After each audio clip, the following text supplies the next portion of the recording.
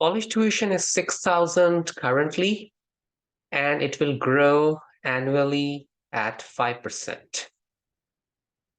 A parent sets up a fund in which the parent deposits 750 at the beginning of each school year for 18 years, with the first deposit being made at the beginning of the current school year. So the first deposit is made now. Beginning of a year means at time 0. And then the second one will be made at time 1, third at time 2. And since there are 18 deposits total, we are told that there are a total of 18 deposits. So if the first deposit is made at time 0, then the last one will be at time 17. These are 18 deposits total. And then right after you pay the last deposit, so right immediately following the 18th deposit, the parent pays tuition for the 18th school year from the fund. So we want to know the accumulated value of the fund right after the last payment.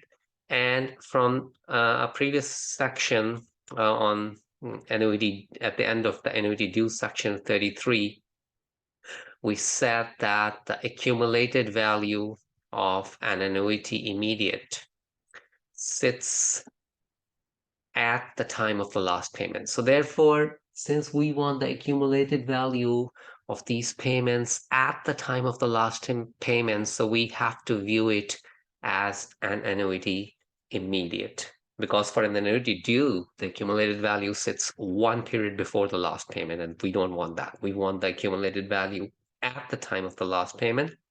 So we will view it as an annuity immediate. Remember, any annuity can be viewed both as immediate and due if we just change our frame of reference, that at what time we are interested in the value. So, for example, this kind of annuity, if you want its value at time 0, then it's annuity due.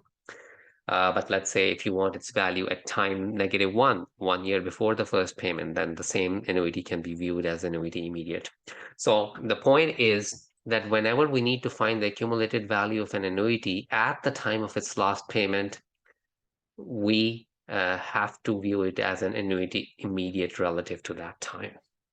And so we want to know what the fund has at the time of the last payment. So we use the accumulated value formula, 25.6 for annuity immediate. And that's the payment times 1 plus I, however, the number of payments, which is 18. So I is 7%, and divided by I. And this comes out to be 25,499.27. So this is what the fund has at time 17, and that's exactly the time when you pay the first tuition. So now let's see what the tuition is at that time. So the tuition has been increasing 5% annually. It was 6,000 today, and so it's paid at time 17. So if it's 6,000 today and it's increasing 5% annually, then at time 17, it will be 6,000 times 1.05 power 17. That's 5% is the annual growth rate, and there are 17 growth periods between now and time 17. And so the tuition at time 17, the time at which it's paid for the first time, will be 13,752.11. And now let's see that what will be left over after you pay this tuition. So we'll subtract this fund value at that time minus the tuition paid at that time. And that means the fund at time 17 will have 11,747.16.